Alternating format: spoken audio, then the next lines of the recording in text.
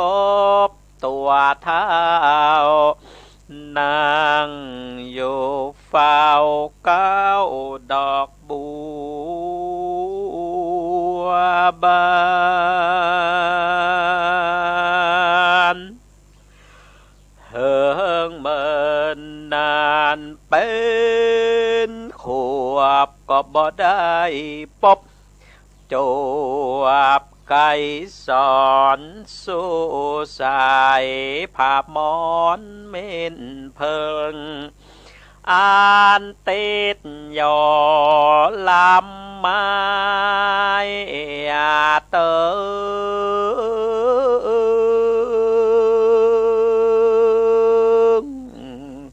ไก่ตา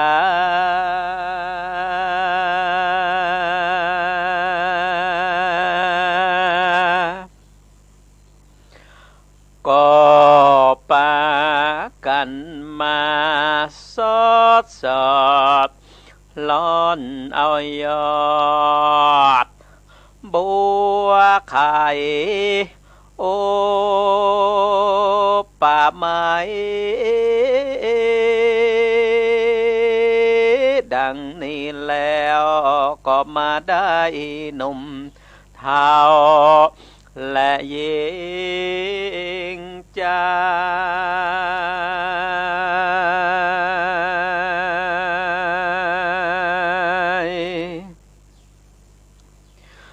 พ้องก็มา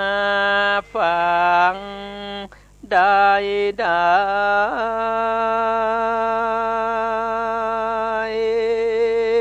พ้องก็บ่ฮู้เก้าหูไปบ่ติดต่อยสายสืบซ้อนบ่ได้สืบคนเอาแก่นเอาสา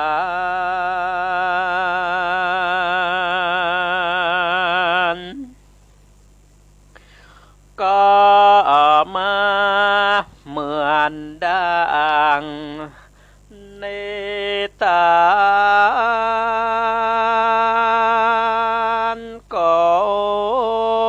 บตัวเท้านางอยู่เฝ้าเก้าดอกบัวนานและนา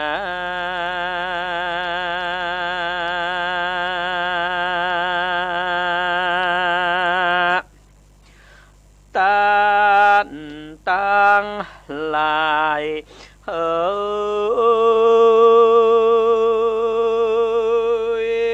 หนุ่มเท้าจงแม่ใจลิงโลนในธรรมฟังแล้วจงได้จำไว้มันเอาไว้ประดับในตอนจากเป็นแม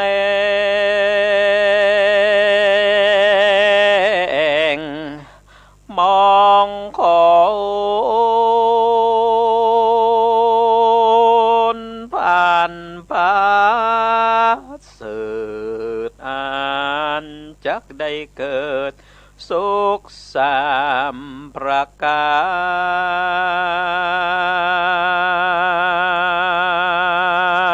รเกิดว่าสุขในสงสา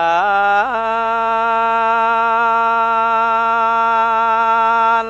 โลกละสุขในเมืองคนสุขในเมืองบนแล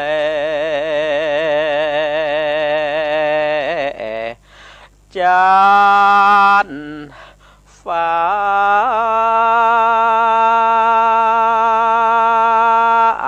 และสุขในเมืองแก้ว ยอดมา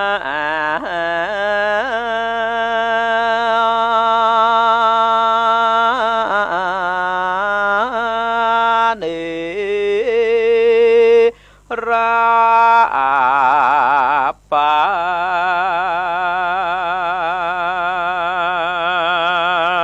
นนะโมตัสสะภะคะวะโตอะระหะโตสัมมาสัมพุทธัสสะปัญญาณรันนังรัตตานังติปัญญาเป็นรัตนาแก้วของคนสาตาวดุราสตุจันนาสาโพลิสะตั้งหลายเท่าแก่ยิ่งใจเด็กขาหนุ่มน้อยหน้าตาจืนจ้อยเจยบาทยกมือสานขับไว้เมตึงบุพผามาลาดอกไม้เอาวางใส่ไว้ผ่านขันจักจวนกันมาม้วนโมเข้ามาสู่ฟังธรรมเพื่อสืบต่อตัวตามเดิมอ่อนก่อนกี่เกิดมา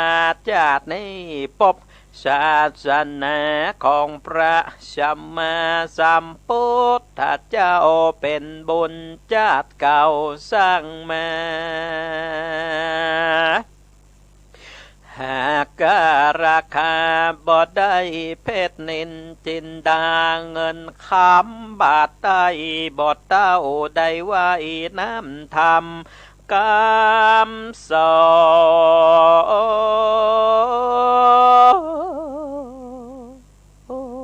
นขององค์บวรพระพุทธเจ้าหือหายจากมืดเศร้ามัวฟางหูต่างบนต่างบาปกรรมกายหยาบนิไก่จิตใจผ่องใสดังแก้วพ่อแม่ศรัทธาได้เวลาแล้วได้เวลาแล้ว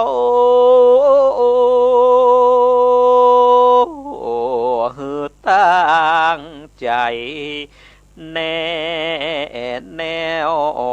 รับฟังธรรมเทศนา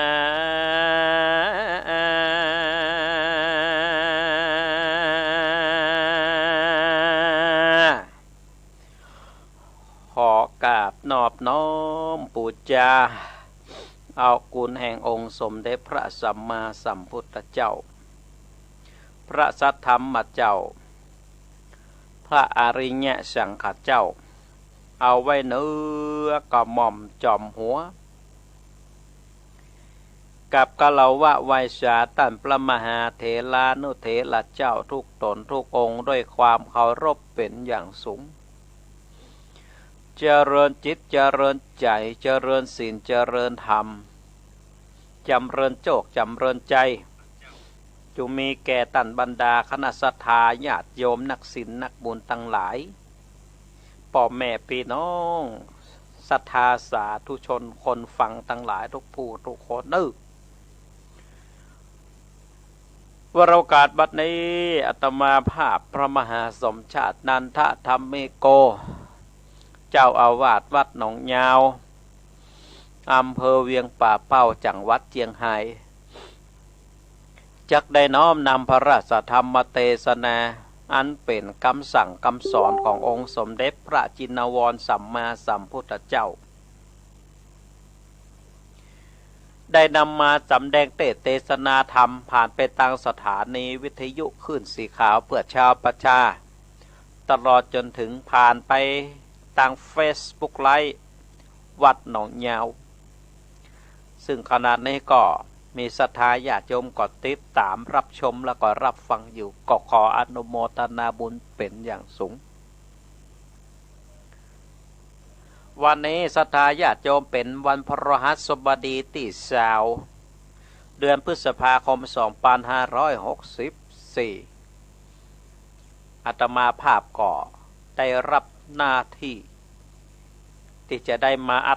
ธิบายเนื้อหาสารธรรมคำสอนเพื่อให้ศรัทธานาบุญทั้งหลายได้เข้าอกเข้าใจในเนื้อหาสารธรรมคำสอนของพระสัมมาสัมพุทธเจ้าแล้วนำไปประพฤติปฏิบัติใจมีคำกล่าวของพระเดชพระคุณหลวงพ่อพระพรหมบัณฑิตเพิ่นได้กล่าวเอาไว้ว่าชีวิตมนุษย์สำคัญอยู่ที่การใช้เวลาในทุกนาทีทุกชั่วโมงทุกวันบัจจัยสำคัญที่อายุที่ยืนยาวนั่นก็หันได้ว่าศรัทธาญาติโยมทั้งหลาย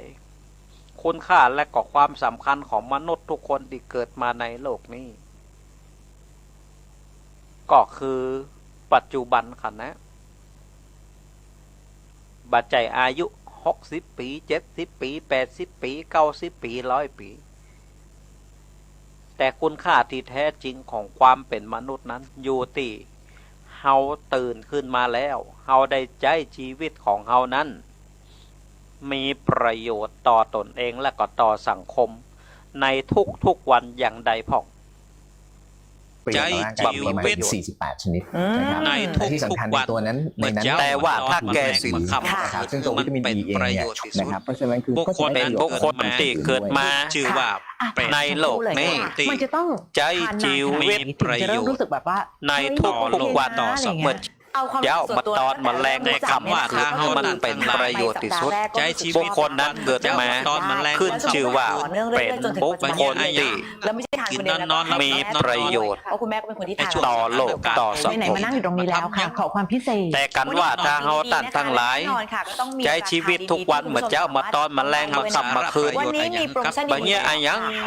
กินนอนรับนอนอันนี้ในช่วงสถานการณ์โควิดนี้มาทำยังกินนอน50 สายแรกเพราะฉะนั้นศรัทธาญาติโยมลุกขึ้นมาประทับสาระประโยชน์อะไรอย่างกับตัวเอง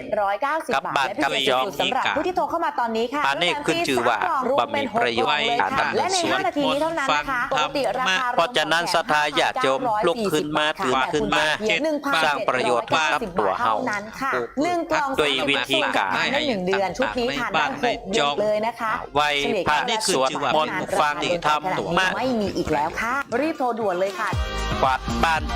บ้านถูบ้านสถานการณ์โควิดอย่างนี้พืชพักผลไม้หลากไม้อะไรต่างๆในบ้านในจอง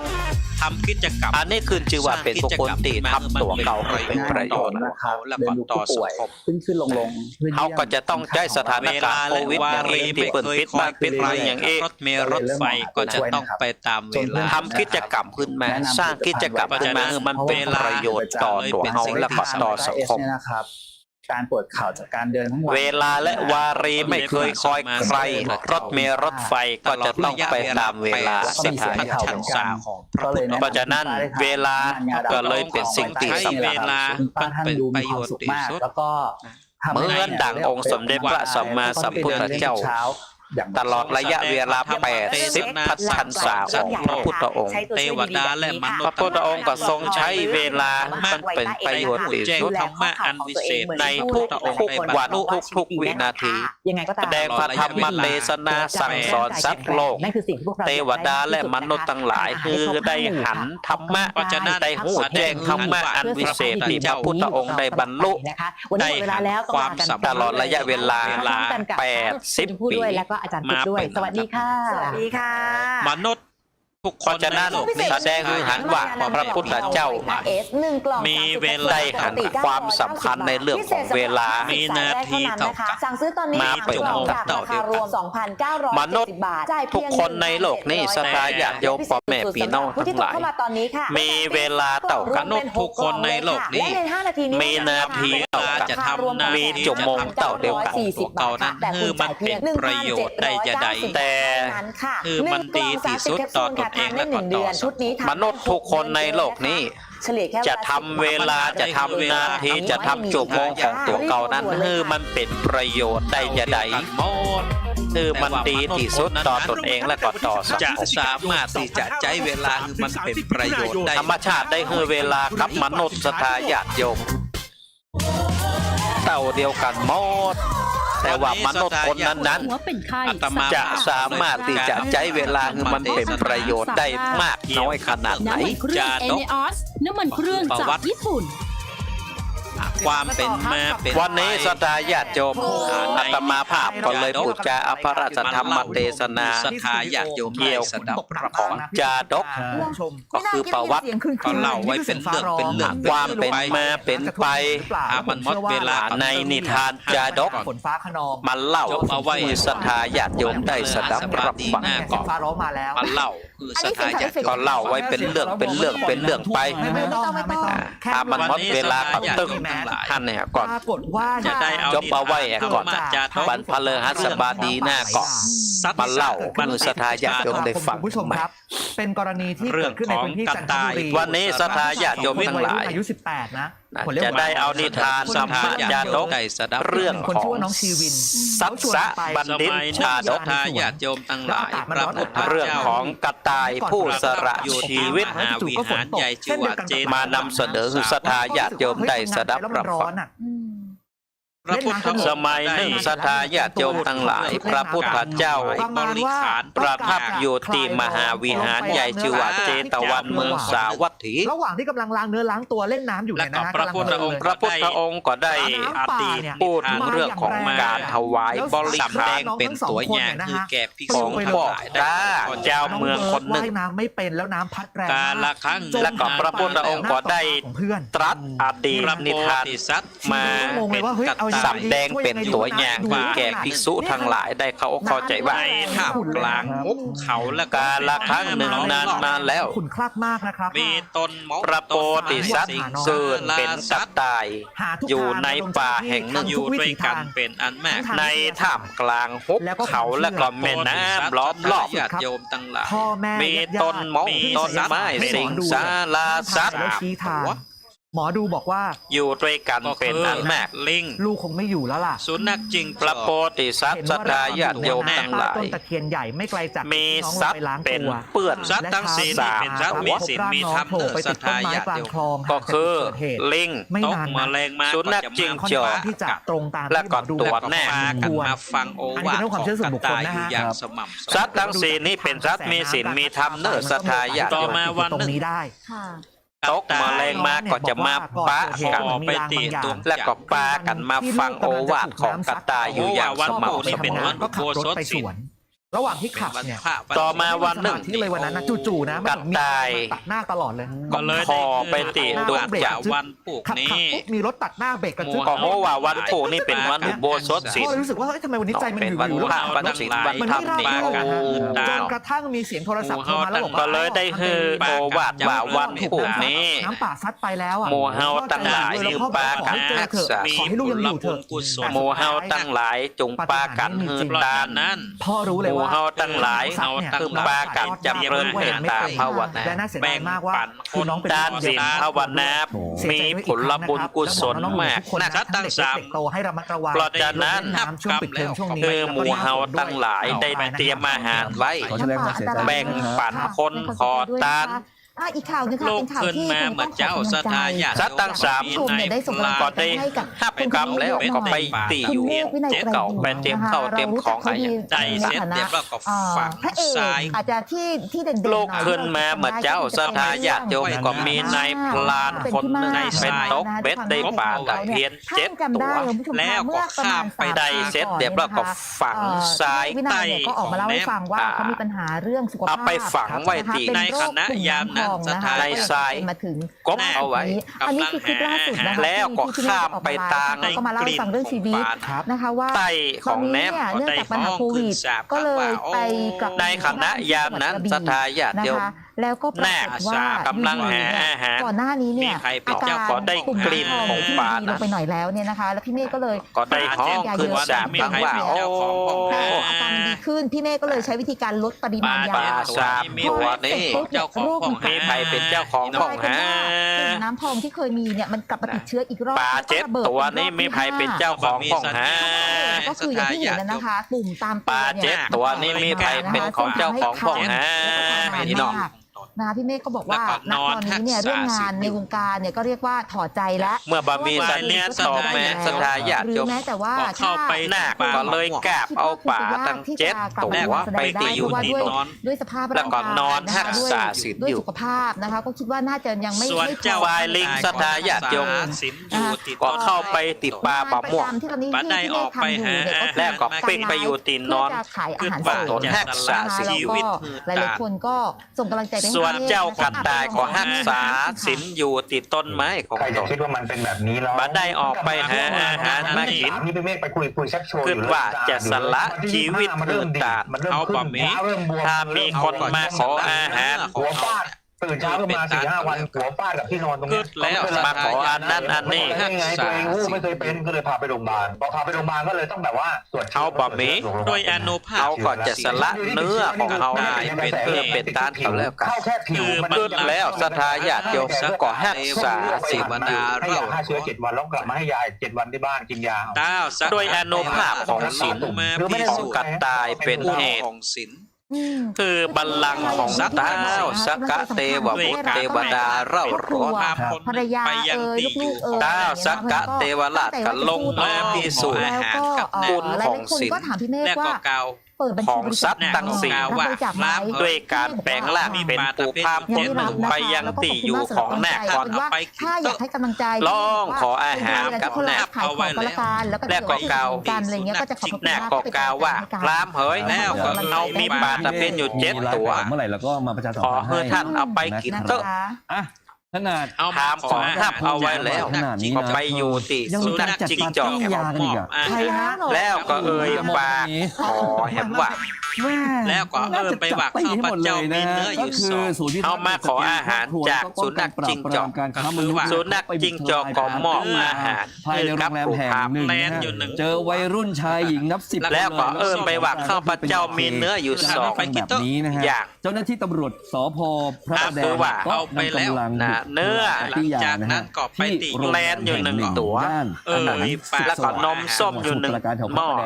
คือท่านเอาไปกินเถอะ จับกุมวัยรุ่นนักเสพ ถามก่อห้ามเอาไปแล้ว 10 คนเลย ได้หลังจากนั้นก็ไปติอยู่ของลิงก็ จำนวน ปากขออาหาร กรัมนะฮะเขาเล่าให้ฟังว่าคือ สิงห์ตอบว่าเขามีบะม่วงซุปโอ้นะนี่บะม่วง มี นะ การมั่ว เนาะ สุมนะฮะ หลัง เสพ จาก ยา นั้นมีน้ำเย็น เจ้าหน้าที่ก็เลยเดิน พาไปกินเตอร์ ไปอยู่ที่หน้าห้องรอประมาณ10 นาทีก็ พา และข้างในก็มีเสียงนะฮะพูดคุยกันแบบปาร์ตี้มีเสียงดนตรี หลังจากนั้น ก็มีคนเปิดประตูออก พรามก็ไปที่อยู่ของกระต่าย ว่าขอมาตรวจ และก็ขออาหารดังเก่าดังเดิม ก็อย่างที่เห็นฮะเจอวัยรุ่นนะฮะ อกดีใจแล้วก็เอินไปว่าโอ้ โต๊ะกลางนี่แหละนะฮะ พาเผยวันนี้เฮาบ่มีกับข้าวปลาปลาอาหารอย่างท่านเด้อ นะครับ เฮามีกับตัวเฮาจิ้นตัวเฮาเนี่ยมือท่านเอาเฮาเนี่ยไปเป็นอาหาร ำอะไรเนี่ยต้องอยู่ในหูอยู่ในตาของเรานะเพราะว่ายาเสพติดมันเยอะจริงๆ ว่าแล้ว มันใกล้ตัวเราเกินว่าต้องช่วยกันดูแล การตายบ่มีแง่บ่มี ไปยุ่งเลยยาเสพติดเนี่ยมันไม่ดี คือตันเอาตัว มันมี เอา แต่โท เนี่ย ษ นะ นะครับสุดท้ายแล้วเนี่ยเจ้าหน้าที่เขาก็ส่งนะฮะเข้าไปเพื่อดำเนินคดีตามกฎหมาย เฮาเจริญด้วยสมณธรรมอยู่ในป่าในดง กฎ เนี่ย หมายเรื่องของพรบยาเสพติด สิทธิ์ติดตามอยู่ในต้นไม้ของเขา พรบโรคติดต่ออีกพรบฉุกเฉินอีก แล้วที่สำคัญนะฮะนี่ก็ที่พระประแดง หลังจากนั้น พูดภาษาพระประแดงแล้วกัน ปูภาพมาเลย แล้วยาเล่นยาเลยมันไม่ดี เนรมิต ยาอียาเอะ กองไฟขึ้นหนึ่งของแล้วก็บอกกันตาย เล่นเพลงนี้ปิดรายการมากเลย สร้าง มาพระประแดงมาก ระต่ายลุกขึ้นจากแง่แล้วก็สลับผม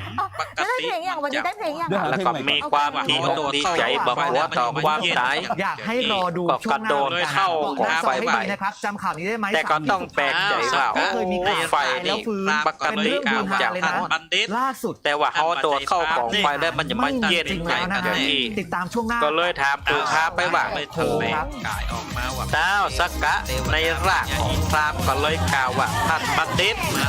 ท่านปัจจัยภาพนี่ท่านเป็นภัยกันแน่ มีศีลมีธรรมนักหน่อย ท้าวสักกะก็เลยทันแหลงกายออกมาว่าเป็นเทวบุตรเทวดาปัญญาอินอยู่บนสวรรค์จันทราเพื่อที่จะมาทดลองเอาศีลของท่านว่าท่านเป็นคนที่มีศีลมีธรรมนักหน่อยขนาด เจ้าปรารถนา ชีวิตกระต่ายอู้ขึ้นมาท้าวสักกะเหยท่านหวังจะทดว่าข้าพเจ้าเท่านั้นจะ ในการ ปุ๊บช่วงบ่ายฝุ่นมาอีกแล้ว แล้วเจ้าโลกจะรู้ว่าข้าพเจ้าปรารถนาคือชีวิตเป็นตาได้จะได้ดีท้าวสักกะตะว่าคุณงามความดีในการเสียสละชีวิตเป็นตาในท่านในครั้งที่เจ้านี้ปรากฏต่อไป มาให้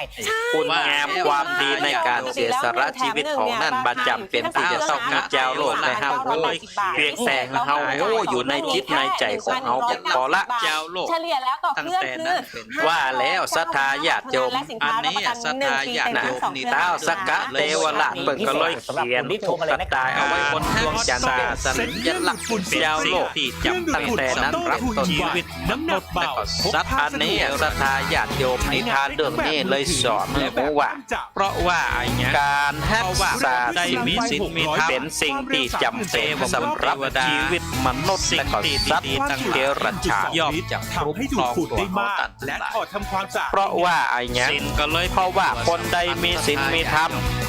จิต เทวบุตรเทวดา การใช้งาน สิ่งที่ดีๆทั้งหลาย เมื่อส ย่อมจะคุ้มครองตัวเขาทั้งหลาย ศีลสมาธิปัญ ศีล ญา ก็เลยเป็นตัวสำคัญศรัทธาญาติโยม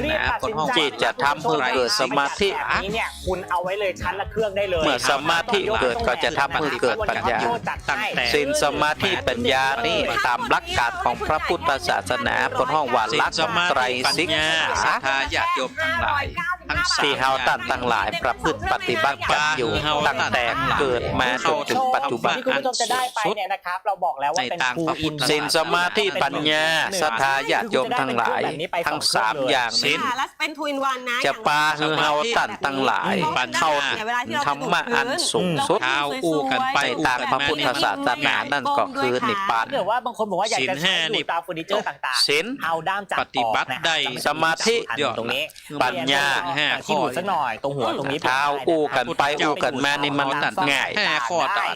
เนี่ยทำความสะอาด ศีลห้านี่ เลยชอบ ข้อ ตรง ที่ นี้ หนึ่ง อยากจะรู้ ห้าม ว่า ปฏิบัติได้ก็สุดยอดแล้วคือมันครบถึง5ข้ออยู่ อุเทศข้อที่สี่ พระพุทธเจ้าบนขอเฮาตั้งทั้งหลาย5ข้อต่อ ข้อที่สี่ห้ามอุเทศข้อที่5ห้ามดื่ม ข้อที่1ห้ามฆ่าสัตว์ข้อที่2ห้ามลักทรัพย์ข้อที่3ห้ามอุเทศข้อที่4 ดูแล้ว ข้อที่3ห้ามประพฤติผิดในกามข้อที่4ห้ามอุเทศข้อที่5ห้ามดื่มสุราเมลัย แต่ว่ามันตั้ง 5ข้อนี้ เขาเนี่ยพลังดูดกำลัง ตีว่ามันกระ เมื่อ ทำได้ เอามา เพราะว่า ศึกษาดูแล้ว ที่จะช่วย เพ ทำค ราะ วาม ว่า สะอาดบ้านเลยนะ ฉะนั้นเนี่ยไม่ว่าจะเป็นฝุ่นเล็กฝุ่น มันอู้ได้ศรัทธาญาติโยมแต่ว่ามันกระทำได้ยาก ใจของเขาตั้ง ทำความสะอาด ที่ว่ามันกระทำได้ยากนี่ก็เพราะว่าหยัง มันไปทัด เพราะว่า กับกิเลส มันไปสู้กับกิเลสต่อกับกิเลสที่มันอยู่ในใจของเขาถ้าเฮายุดมันได้ยับยั้งมันได้แสดงว่าเฮานี่มันไปทัดทานที่การที่เฮากับกิเลสจะยุดมันไปต่อสู้กับกิเลสที่มันอยู่ในจิตใจของเฮาสติถ้าเฮายุดมันได้ยับยั้งมันได้แสดงว่าเฮานี่สุดยอดแต่วิธีการที่เฮาตั้งหลายจะยุดได้นะก็จะต้องอาศัยสติสทายาติโยม ฟิลเตอร์กันไว้อีกชั้นหนึ่ง สติแม้ปัญญาเกิดสติเตลิดจะเกิดปัญหา เยอะขนาดนี้เลยนะ เขาจะต้องใจสติเนี่ยในการที่จะประคับประคองเพื่อเขาอยู่ในสิ่งในธรรม คือศรัทธาญาติโยมก็เพื่ออะไรอย่าง เพราะฉะนั้น คือศรัทธาญาติโยมได้เตรียมความพร้อมใน ศรัทธาญาติโยมไปทำบุญตีหันตีนี่ทำบุญพุทธเจ้าเปิดจะปั่นศีลอะไรอย่างคือศรัทธาญาติโยมก็เพื่ออะไรอย่างสองฝ่ายเพื่อคือศรัทธาญาติโยมได้เตรียมความพร้อมในเรื่องของสติก่อนศรัทธาหับก่อนที่จะทำบุญทำทานก็ฝึกสติของศรัทธาญาติโยม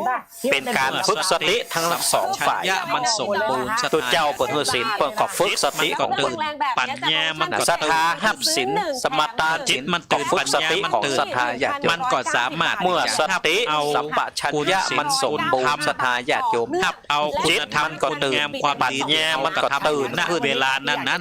มันเข้าปัญญามันตื่นในใจของเขาได้อย่างสามารถที่จะหับเอาคุณแนกันว่าถ้าหาบ่มีสติหับเอาคุณธรรมคุณงามความดีที่เขากระทำอยู่ณเวลานั้น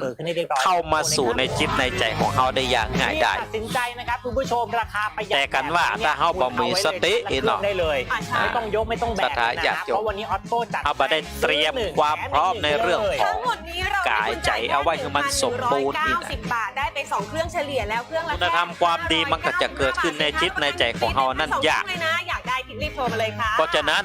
ก็เลยเป็นตีแม้ ที่เราให้ไปเนี่ย เราตัดทั้งหลายเวลางานทำบุญทำทานประวัติตีไหน นะคะคุณสามารถเปลี่ยน งานมงคลเอาว่ามงคลเขาตัดทั้งหลายก็จะต้องฝึกสติโดยวิธีการหับศีลเป็นพื้นฐาน เป็นบรรทัดฐานให้ก่อนคนเขาว่าห้องปื้นให้ก่อนเหมือนก็เอาแปลงบ้านน่ะไก่ปล่อยแม่จู่ๆเขาก็จะไปแปลงสร้างบ้านได้จะใดเนาะเขาก็จะต้องไปถมตีถมตางปรับระดับตีไอ้ยังต่างๆคือมันดีคือมันเปียงคือมันงามแหมก่อนเนาะแล้วหลังจากนั้นเขาก็เลยตอกเสาเข็มเนาะแปลงสงแปลงเสาไอ้ยังต่างๆขึ้นไปคนก็เหมือนกันศรัทธาญาติโยมก่อนที่จะเอาคุณธรรมคุณงามความดีเข้าสู่ในจิตในใจเฮาตั้งหลายก็จะต้องมีสตินั่นก็คือว่ารักษาศีลให้ก่อนเป็นเบื้องต้นอันนี้ถึงเรื่องของศีลห้าต่อไปสมาธิเมื่อศีลมันเกิดขึ้นศรัทธาญาติโยมสมาธิมันก็จะต่อยมาสมาธิก็คือว่าการที่เฮาตั้งหลายมีจิตใจที่มั่นคงแน่วแน่เพราะว่าในขณะที่เฮาตั้งหลายหับศีลนี่เนาะโอ้เฮาว่าไปตัวตุเจ้าบาปพิษแม้แต่กรรมเดียวอันนั้นแหละศรัทธาญาติโยมเปิดห้องว่าสมาธิเกิดขึ้นแต่ถ้าเฮาว่าพิษถูกนี่แสดงว่าเฮามีสมาธิละอย่างอีปล่อยแม่สวดมนต์เนี่ยนะว่าพิษถูกอันนั้นแสดงว่าบ่มีสมาธิแต่ว่าถ้าปล่อยแม่สวดมนต์ถูกต้องตั้งแต่บรรทัดแรกจนบรรทัดสุดท้ายเอาใจจดใจจ่ออยู่กับหนังสือสวดมนต์อีนะปรับว่าพิษถูกอีนะว่ามันถูกต้องมันชัดเจนว่ามันเป็นกรรมเป็นตัวดีๆอีนะตั้งอกตั้งใจทำอีนะอันนั้นแหละสมาธิเกิดขึ้นสมาธินี่เป็นสิ่งที่สำคัญที่สุดเฮากินข้าวเฮาก็จะต้องมีสมาธิเฮาอ่านหนังสือเฮาก็จะต้องมีสมาธิเฮาเตียวไปหั่นไปนี่เฮาก็จะต้องมีสมาธิเอาขับรถขับเรือเฮาจะต้องมีสมาธิสมมติว่าเฮาขับเครื่องบินอยู่เนาะเฮาบ่มีสมาธิอีน่ะศรัทธาญาติโยมเมียเครื่องบินตกพุ่นน่ะเอาขับรถอยู่อีน่ะศรัทธาญาติโยมเฮามีสมาธิอีน่ะรถไปจนน่ะเพราะฉะนั้นสมาธิก็เลยเป็นสิ่งที่สำคัญ เอาจะบรรลุเนื้อหาสารธรรมในข้อใดข้อหนึ่งนี่นะเขาก็จะต้องฟังด้วยสมาธินะ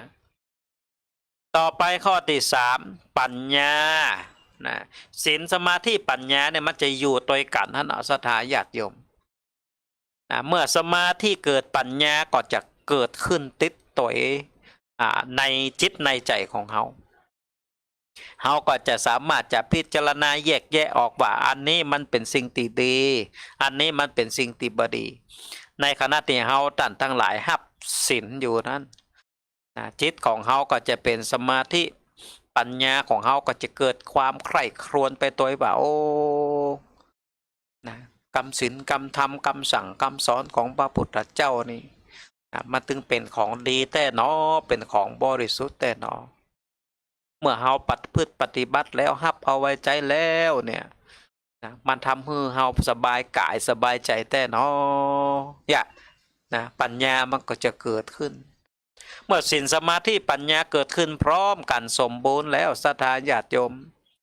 ความรื่นเริงชื่นอกชื่นใจความเบิกบานอกเบิกบานใจ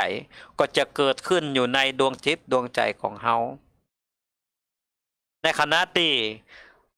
ความสุขมันเกิดขึ้นในจิตในใจของเฮาอันนั้นแหละศรัทธาญาติโยมปนห้องว่าบุญปนห้องว่าบารมีเนี่ยเขาจะต้องใจปัญญาของเขาพิจารณาถึงขั้นนี้กันนะถึงจะรู้ว่าบุญมันเป็นตัวอย่างไรบางคนก็มาถามว่าบุญมันเป็นตัวอย่างไรตัวเจ้ามากินกับข้าวได้ก็หาอย่าเนาะก็อธิบายตามนี้นะบุญเวลาเขาทำแล้วศรัทธาญาติโยมยังยกตัวอย่างง่ายๆนะปล่อยแม่ใส่บาตรวันนี้ติดตัวเจ้าพระสงฆ์องค์เนรมาบิณฑบาตอีเนาะใส่เสร็จเรียบร้อยก็กวดนะหมายตานสาธุศีลสมาธิปัญญาเกิดขึ้นจิตใจมีความเบิกบานจิตใจมีความสุขจิตใจมีความโปร่งโล่งสบายอันนั้นแหละศรัทธาญาติโยมปนห้องว่าบุญคนมีปัญญาแต่อันศรัทธาญาติโยมที่จะสามารถจะสัมผัสถึงบุญได้แต่ว่าคนที่โง่เราทั้งหลายไม่สามารถที่จะสัมผัสถึงบุญได้ก็เลยต้องถามดูเจ้าว่ามันเป็นตัวจะใดนะเพราะฉะนั้นสิ่งใดที่มันดีทางด้านกายทางด้านวาจาทางด้านจิตด้านใจสิ่งนั้นแหละศรัทธาญาติโยมปนห้องว่าบุญสิ่งใดที่มันเป็นสิ่งที่บดีทางด้านกายทางด้านวาจา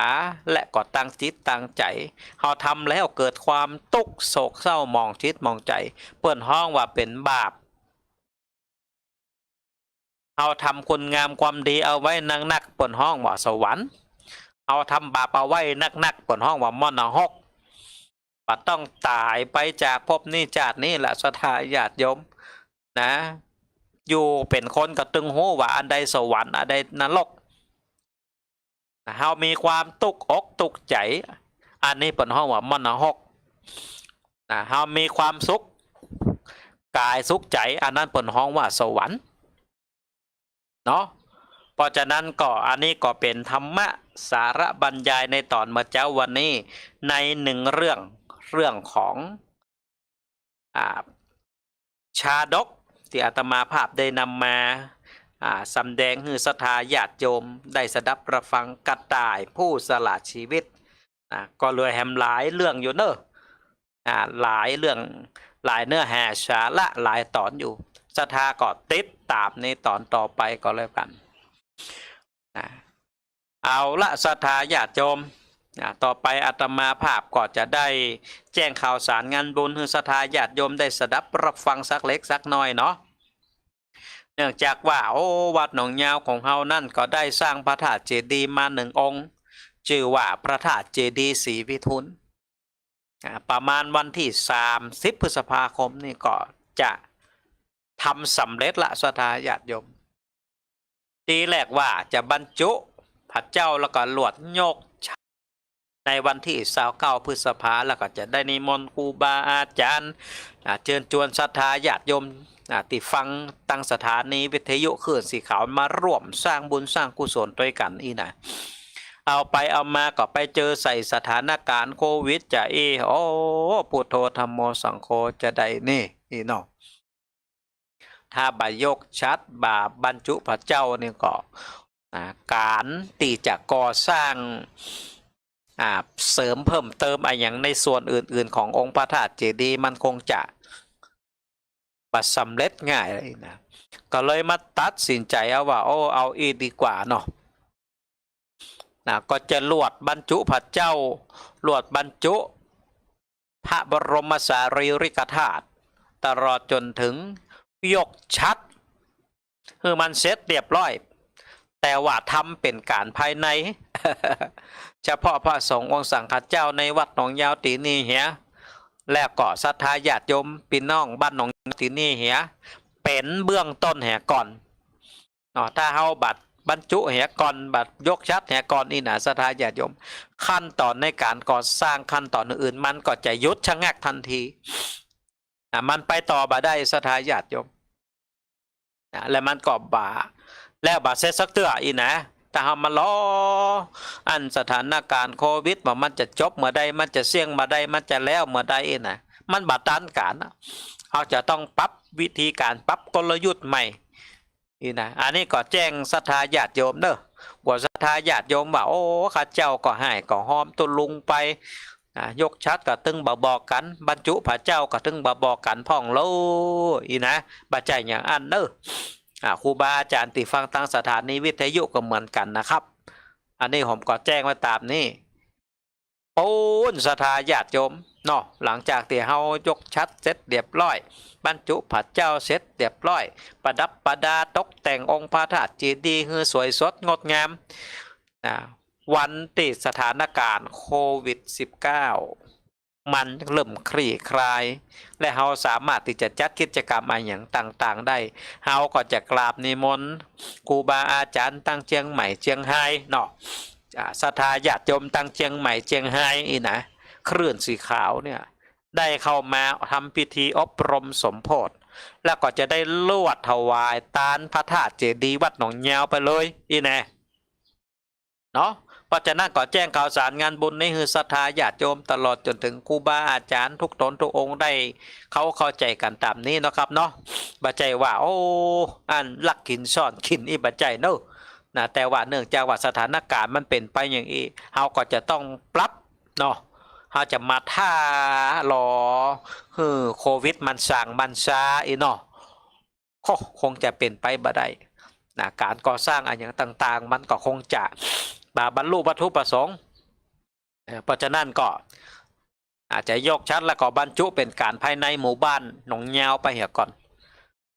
ถ้ามันแล้วมันเสร็จอย่างเมื่อใดตกแต่งอะไรอย่างเสร็จอย่างเรียบร้อยอย่างเมื่อใดมันดีมันงามแล้วก็จะได้นิมนต์ครูบาอาจารย์มาเจริญพระพุทธมนต์เจริญพรศรัทธาญาติโยมมาห่วมสร้างบุญสร้างกุศลเสร็จเรียบร้อยก็จะลวดถวายทานแล้วก็จะลวดเปิดศูนย์อปท.หน่วยอบรมประชาชนตำบลเวียงที่วัดหนองยาวมันพร้อมเพียงกันไปเลยทีเดียวไปเลยนะแต่ว่าบัดเดี๋ยวนี้แง่อย่างบัดได้ศรัทธาญาติโยมสถานการณ์โควิดเงินคำก่อหาเข็มไอ้ยังต่างๆก็มันยุดชะงักไปหมดศรัทธาญาติโยมเพราะฉะนั้นก็หวังว่าศรัทธาญาติโยมคงจะเข้าใจเนาะถ้ามันพร้อมเมื่อใดนะเอาก็จะได้มาถวายทานไปเลยศรัทธาญาติโยมเอาละต่อไปจะรับสายนำไม้จากคณะศรัทธาญาติโยมเช็คสัญญาณแต่ละตีแต่ละตางว่ามีความชัดเจนเป็นอย่างใดพ่องธรรมะธรรมโมวันนี้เป็นอย่างใดพ่องคือศรัทธาญาติโยมก็โทรมาเนอะวัดหนองยาว0899558998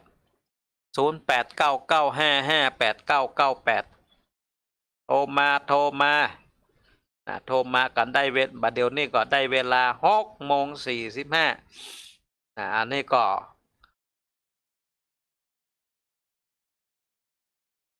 จะได้รับสายนามัยจากศรัทธาญาติโยมเนาะ เช็คสัญญาณแต่ละตีแต่ละต่างวันนี้เชียงใหม่ลำพูนลำปางแม่น่านตังเวียงป่าเป้าแม่สวยพะเยาชัยยะผักกาดฝางมีสัญญาณชัดเจนเป็นอย่างไรพ่องก่อนอื่นก็ขออนุโมทนาศรัทธาญาติโยมที่รับฟังรับชมทาง Facebook ไลฟ์เนาะเป็นอย่างสูงเนอะโมทนาบุญเป็นอย่างสูงหวังว่าจะได้นำธรรมะธรรมโมวันให้นำไปประพฤติใช้ในวิถีชีวิตประจำวันซึ่งขณะนี้ก็มีศรัทธาญาติโยมมีโยมป้อสุภสินใจสวัสดิ์ก็มารับชมอยู่มีโยมนุชดาพรอุปนันท์ก็มารับชมอยู่มีโยมแม่จิรพันธ์โมป้อก็มารับชมอยู่มีโยมชนาภาสีทาก็จะรับฟังอยู่ฮับสายที่หนึ่งจะเจริญธรรมโอ้สัญญาณชัดเจนนี่แม่เนาะเจ้าฟังอยู่เนอะโอ้เป็นหลวงบนก็กดก็ไปได้เนาะแม่นละวันหน้าก็ไปเนาะวันหน้าวันตามันเสร็จเรียบร้อยก็มัดตานไปเลยเนาะละแม่นละโมทนาเนอจาตุเหมือนกันแหมหนึ่งสายเจริญป้อนจากตั้งได้หน้าเหมือนเจ้าเก่าเจ้าเดิมสัญญาณชัดเจนก่อปอดตั้งนั่นเหมาะขนาดเนาะ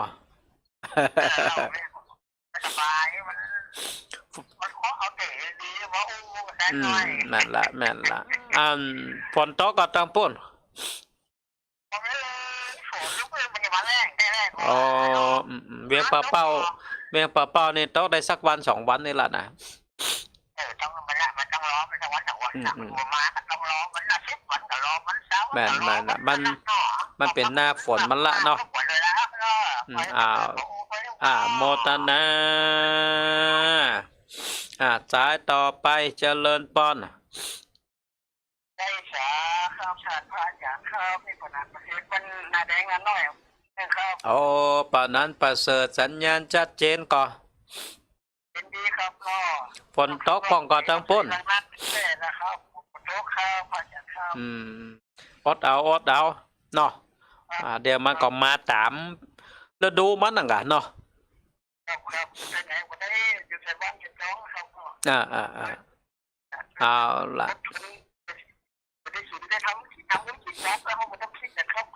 แม่ละเอาละโมทนาวินานเนอะจาตุโมทนาเหมือนกันแหมหนึ่งสายเจริญป้อนเจริญป้อนจากทางใดโอ้สัญญาณชัดเจนก่อนโยมแม่ชัดดีเจ้าฟังกันนักกันหลายก็ตั้งปุ่นฟังชัดหลายแบบพวกเขาจักจวนกันฟังนักหลายเนอะจะได้ธรรมะธรรมโมจาตุโมทนาเนอะจาตุเจริญป้อนแอมสายหนึ่งเจริญป้อนจากตั้งได้อำเภอเลตั้งปุ้นฝนตกห้องกอยมป่ะ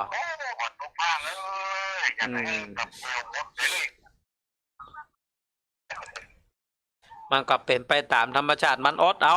มันตึงแม้มันต้องกลัวฝนนั่นแหละเนาะเอาละจาตุโมทนาเอาละโมทนาเด้อจาตุ0899558998ช่วงนี้ศรัทธาญาติโยมเดี๋ยวก็ฝนเดี๋ยวก็ร้อนนะเดี๋ยวก็หนาวเปลี่ยนฤดูคนเฒ่าคนแก่ก็ระวังรักษาสุขภาพร่างกายพ่องเนอะเดี๋ยวจะเป็นบัดเดี๋ยวก็เป็นไอเป็นนั่นเป็นนี่เนาะสปะสะปื้นเปิดห้องพยาธิธรรมโมมหิเรามีความเจ็บไข้ได้ป่วยเป็นธรรมดา และก็ที่สำคัญที่สุดก็ระวังภัยในเรื่องของไวรัสโคโรนาโควิด -19 ตัวเนาะกิมร้อนช้อนกลางจะไปที่หั่นที่นี่ก็ใส่หน้ากากอนามัยไปตัวปิดให้มันแน่นๆเพราะว่าถ้ามันบาแน่นนี่มันก็อันตรายถึงชีวิตของเขาเหมือนกันนะเนาะเจริญปอนจากที่ไหน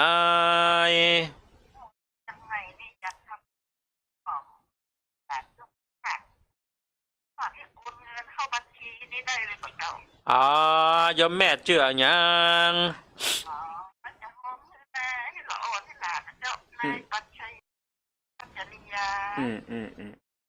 เอาล่ะบุญอาตมาภาพติดต่ออีแม่ไปเนาะเปิดนี่เนาะอาจาตุโมตนาศรัทธาญาติโยมบางผู้บางคนเพิ่นก็อยากจะสร้างบุญเนาะแต่ก็ทำอยากขนาดตู้หันตัวจงตัวเจ้าวัดนั้นวัดเหนือวัดใต้เปิ่นอันแปลงนั่นแปลงนี้ก็ขยันควรสร้างบุญสร้างกุศล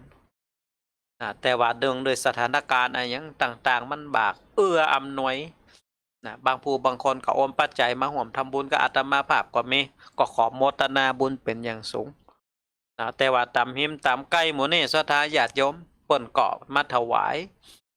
อาตมาภาพก็ได้ประกาศรายชื่อรายนามศรัทธาญาติโยมไปตามสถานีวิทยุเสร็จเรียบร้อยละบางส่วนนี่ก็เปิ่นก็อยู่ไกลเนาะเปิ่นก็โอนปัจจัยมาห่วมทำบุญ5 บาท10 บาทชาวบาทอันนี้ก็แล้วแต่เจตนาบุญเปิ่นนะก็ขอโมทนาบุญเนาะต่อไปศรัทธาญาติโยม0899558998เหลือแหม7 นาทีเนอะปล่อยแม่ฟังอยู่ทางใดก็โทรศัพท์มาหาได้นะโมทนาบุญศรัทธาญาติโยมปีชนาภาสีทาที่ฟังอยู่ตอนนี้ปีอัมยศปีอัมพาสมยศที่รับชมรับฟังอยู่ณเวลานี้ภาพก็อาจจะบัดชัดเนอะวันนี้ถ่ายทอดสด Facebook ทางคอมพิวเตอร์มันก็อาจจะเบอร์เปิดหน่อยเนาะปกตินี่ก็จะมีโปรแกรมโปรแกรมหนึ่งถ่ายทอดสดเสียงก็อาจจะชัดภาพก็อาจจะชัดแหมหนึ่งสายเจริญธรรมโอ้ยแม่จากตั้งใดเนี่ยโอ้บัดได้โทรมาหากันเมื่อแล้วนี่เนาะตั้งใต้ในฝนตกพองอัตปุ่นแต่ว่ากระตกเนาะฟังละบัดได้โทรเนาะจักจวนกันฟังนักๆหลายๆเนอะแม่เนอะวันหน้าวันตาก็มาตานพระธาตุด้วยกันเนอะจาตุโมตนาจาตุอันนี้ศรัทธาญาติโยมต่ำหิมต่ำไก่เวียงป่าเป้าบันเฮาบันร้องก็โทรมาคือกำลังจิตกำลังใจส่งกำลังจิตกำลังใจกันมานักหลายๆตุเจ้าก็ส่งกำลังใจฮือศรัทธาก็ส่งกำลังใจฮือตุเจ้าเนาะกำลังใจเป็นสิ่งที่สำคัญที่สุดณเวลานี้เจริญธรรมโอ้ยแม่จากตั้งใดอำเภอแม่วางสัญญาณชัดเจนก่อตั้งปุ่นตั้งเชียงรายนี่ฝนแนกเนาะเดี๋ยวจะปัดไปตั้งเชียงใหม่พ่องเนอะแม่ละจริงถ้ามันฮ้อนนี่นะแม่เดี๋ยวมันฝนมาถึงตกอากาศมันฮ้อนนี่นะเดี๋ยวฝนมาถึงตกนอนเอาละเหมือนกันเนาะจาตุแหมหนึ่งสายเจริญปอนโอ้ยมแม่จากตั้งใด เอาฟังกันนักกันหลายก็ตั้งปุ้นนี่แม่ขับมาโทรได้ฟังอยู่เนาะแต่เขาบัดโทรเนาะอันตั้งปุ้นเปิ้นอันเปิ้นไปวัดกันอยู่ก่อยแม่อันย่างไหนขีดเนาะปกตินี่นอกพรรษาเนี่ยก็ไปวัดไปวากันอยู่เนาะไปค่ะไปอะไรกับไปมันเนี่ยมันโดยโควิดนะสถานการณ์โควิดเข้ามาตุเจ้าเปิดอะไรเฮ้ยแย้งให้ก่อนเนาะเอาละโมทนาจะได้ก็ไปทำบุญทำทานตามโอกาสเนอะจ้าโตโมทนาเอาบ้านเฮือเป็นวัดเอาวัดเฮือเป็นบ้านก็ได้ศรัทธาญาติโยมเป็นยังนะแล้วแต่สถานการณ์แต่ละตีแต่ละตังเนาะบำเพ็ญกันนะแต่อาตมาภาพนี่อันคือศรัทธาญาติโยมมาทำบุญที่วัดอยู่เนอะแต่เขาก็เว้นใส่แมสเนี่ยอาตมาภาพก็ยังไปบิณฑบาตโปรดศรัทธาญาติโยมอยู่นะปกติแต่เขาก็ใส่แมสฐานะศรัทธาญาติโยมป้องกันตัวเก่าเอาไว้นะแต่บางวัดบางวานี่เปิดเล่นปิดวัดเลยเนี่ยเนาะโตปิดวัดนี่บัจจัยบ่ให้บดีเนอะศรัทธาญาติโยมปุตโตตัมโมสังโฆกาดแหนมวะกาไฟวะนะการทำกับข้าวกับปลาอาหารครบฉันวะโอ้สปะสเปดนะมันก็เป็นเรื่องใหญ่แล้วก็มันใจว่าปิดวัน2 วันหน่อยปล่อยแม่นอเดือนเนี่ยมันเบาไหวเนอะศรัทธาก็เกิดเติงหาตัวเจ้าก็เกิดเติงหาศรัทธานะเปิงเปิ่นว่านะวัดจะมองกองจะแหงมันเป็นอย่างนี่รู้นะมันแหงเพราะว่าโรคภัยไข้เจ็บแต่บัดต้องกลัวละบัดเดี๋ยวนี้เปิ่นมีวัคซีนมาแล้วลูกนะไปจะฉีดก็ได้บัดฉีดก็ได้นะขึ้นอยู่กับการพิจารณาของตัวเก่าแต่ล่าสุดนี้เนาะนะปหลวงบ้านจังหวัดอะไรอย่างฮะเนาะอายุ47ศรัทธาญาติโยมเนาะนะไปฉีดโควิดวันที่17 พฤษภาคมที่ผ่านมานั่นวันที่19ตายเหรอละยะเพราะฉะนั้นคนที่เป็นโรคประจำตัวอีนะร่างกายคือบ่สมบูรณ์บ่พร้อมอีเนาะก็แล้วก็คิดว่าตัวเก่าเนี่ยบัดได้ไปไหนแต่ว่าอยู่กับบ้านกับจองกับลูกกับหลานบัดจะได้ไปขึ้นรถลงเรือขึ้นเครื่องบินไปต่างประเทศตีหั่นตีนี่นะอาตมาคิดว่าก็บ่ต้องฉีดละนะเฮาอยู่ในบ้านในจองหั่นน่ะนี่นะไปไหนบ่ไปรวมหมู่รวมกลุ่มอย่างกับไผที่ไหนรักษาสุขภาพของเฮาดีนี่ก็ประจำเป็นจะต้องฉีดก็ได้แต่กันว่าเป็นยังไงแม่ร่างกายแข็งแรงอีกพอร่างกายสมบูรณ์ไปฉีดก่อนแล้วแต่พิจารณาเอาเด้อนี่ก็บ่จังจะเนี่ยจะได้นะคือศรัทธาญาติโยมไตรตรองใจสติพอเราเฮาสมควรที่จะฉีดวัคซีนก็หาสุขภาพร่างกายของเฮามันสมบูรณ์ก็หามันแข็งแรงก็หาเฮาเป็นโรคเป็นภัยประจำตัวอย่างพ่องถ้าเฮาฉีดไปแล้วมันจะเกิดปัญหาอย่างขึ้นแม้กับตัวเฮาก็หาอย่างนะเฮาก็ไตร่ตรองนะมันบัจจัยว่าเคสนี่เป็นเคสแรกเนาะมันมีหลายเคสมันไปฉีดแล้วมันเป็นอย่างเงี้ยนะบางคนก็เป็นอัมพฤกษ์อัมพาตปากเบี้ยวคอเบี้ยวก็มี